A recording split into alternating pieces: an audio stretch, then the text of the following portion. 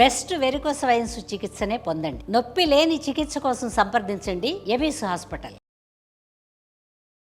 నమస్తే రమగారు. నమస్తే జయ. రమగారు, మనకి కార్తీక మాసంలో కార్తీక సోమవారాలు చాలా విశేషంగా పూజ చేస్తాం కదా. కార్తీకంలో అంటే కార్తీకము ప్రత్యేకమైన మాసం కదా. మొత్తం అంతా ఉపవాసం ఉండే వాళ్ళు ఉంటారు, ఉండగలిగే వాళ్ళు, అది వేరే కథ. సోమవారాలు ప్రత్యేకంగా చెప్తారు. మామూలుగా సోమవారం అంటే శివారాధనకి అత్యంత ప్రధానమైన రోజు. అవును, ఈ కార్తీకమే శివారాధనకి ప్రత్యేకం కదా.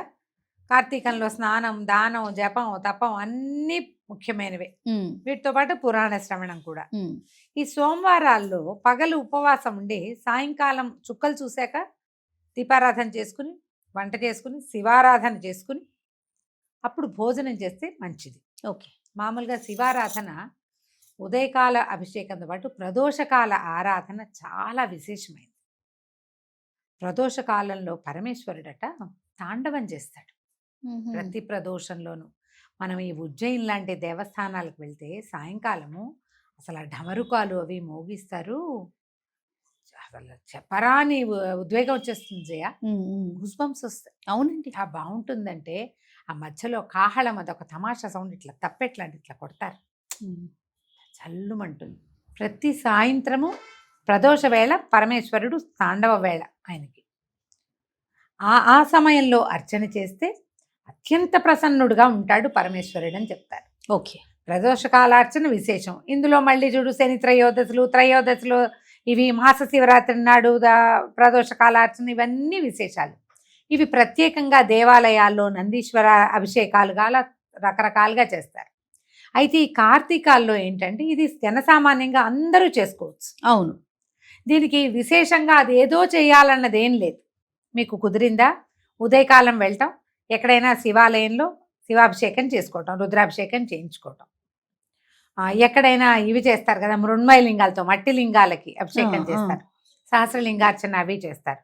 కుదిరితే 12 ఈ 11 ద్వాదశ ఏకాదశ రుద్రాభిషేకము జరుగుతుంది సోమవారం నాడు. ఏ దేవాలయంలో మీకు అవకాశం ఉంటే అక్కడికి వెళ్ళి అర్చన చేసుకోవటం. ఇంట్లో మీకే అవకాశం ఉండి ఇంట్లోనే శివలింగం ఉండి మీకు ఎవరైనా పెద్ద ఈయన వచ్చి అయ్యగారు వచ్చి చేసేది ఉంటే చక్కగా చేయించుకోవచ్చు. అది ప్రత్యేకమైన రోజులు కాబట్టి. ఓకే. లేదు మనకు అది లేదు ఇది లేదు, ఏం పర్వాలేదు, ఒట్టి ఓం నమ శివాయ దండం పెట్టుకోండి. పగలు ఉపవాసం ఉందాం. మీ ఇంట్లో ఒక చిన్న శివలింగం ఏదైనా ఉంటే 3 ఉద్ధరణలతోటి నమశివాయ చెప్పుకుంటూ వేయండి. స్వామివారి మీదకి నీళ్ళు సమర్పించండి. మేము పాలు, పెరుగు, నెయ్యి, తేనె, పంచదార, టెంకాయ నీళ్ళు ఇవన్నీ నేను చేస్తాను. లక్షణంగా చేసుకోండి. ఓకే. పర్వదినాలలో ఏంటంటే సాంగంగా చేయటం ఎంత అద్భుతమైన విషయమో చెయ్యటం అంత అద్భుతమైన విషయం. అసలు చేయటం మానేయకుండా మీకు అవకాశం ఉన్నంత ఆరాధన చేసుకోండి. పగలు ఉపవాసం, ఆహార స్వీకారం లేదు. దాంతోపాటుగా ఎక్కువగా మౌనాన్ని ఆశ్రయించండి. సోమవారాల్లో మనం ఇవాళ ఖాళీగా ఉపవాసం, వంట లేదు కదా అని బజార్ వెళ్ళటం, వంట లేదు కదా అని ఫ్రెండ్స్ ఇళ్ళకి వెళ్ళటం, ఇలాంటివి చేయకండి. ముచ్చట్లు, వినోదాలు ఉండకూడదు. విందులు ఎలాగూ లేవు, వినోదం వద్దు. వినోదం కాకుండా శివనామ స్మరణతోటి సమయం పొద్దుపుచ్చండి. కాలం పొద్దుపుచ్చండి. మనకు నడవాలి కదా సాయంకాలం దాకా. అవును. శీతాకాలం వచ్చేసింది, 6 అయ్యేసరికి చీకటి పడి, అవును, చీకటి పడేసరికి ఈ ప్రదోష కాలంలో దీపారాధన చేసుకోండి. ఓకే. 6:6:15 అయ్యేసరికి సూర్యాస్తమయం అవగానే దీపం పెట్టడం. ఆ సమయంలో ఓం నమ శివాయ అసలు ఒట్టి పంచాక్షరిని 100 సార్లు చదువుకోవటమే అద్భుతమైన ఫలితాన్ని ఇస్తుంది. కుదిరి ఆ సమయంలో మీరు ఏ దేవాలయానికైనా వెళ్ళి దీపం పెట్టుకున్నారా, ఎక్సలెంట్గా ఉంటుంది, చాలా మంచిది. అవకాశం దొరికితే. ఓకే. మీరు ఉద్యోగస్తులు, అది మీకు ఛాన్స్ లేదు, అవకాశం లేదు, నామస్మరణ చేసుకోండి, అమోఘంగా ఉంటుంది నామస్మరణ చేయటం.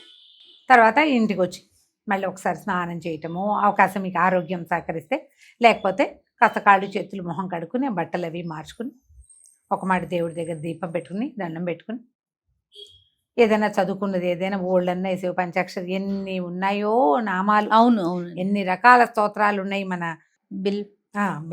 బిల్వాష్టకం, లింగాష్టకం, బిల్వాష్టకం, లింగాష్టకం ఉన్నాయా.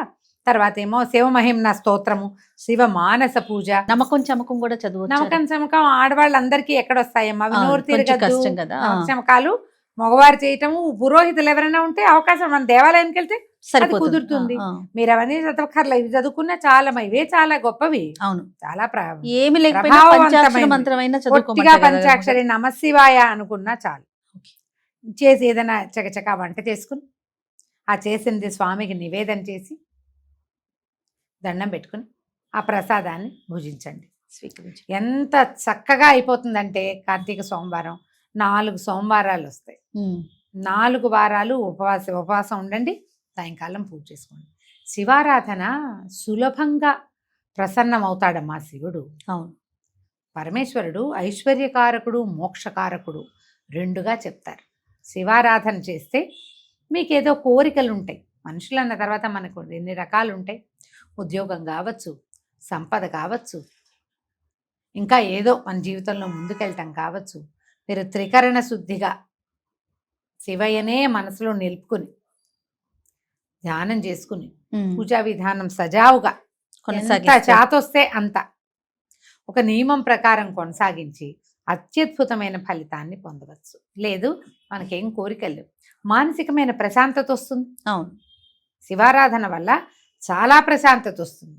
మీకు ఏది కావాలంటే దానికోసం హాయిగా చేసుకోండి. 4 సోమవారాలు వచ్చినాయి, 4 సోమవారాలు చక్కగా సుసంపన్నం చేసుకోవచ్చు మీ అవకాశాన్ని బట్టి. ఇందులో ఏమిటంటే మేము ఉపవాసం ఉండొచ్చా అని బోళ్ళంతమంది అడుగుతారు. అవునండి. బాలింతలు, పిల్లలకి పాలిచ్చే వాళ్ళు ఉపవాసం జోలికి వెళ్ళొద్దు. ఓకే. గర్భవతులు వద్దు.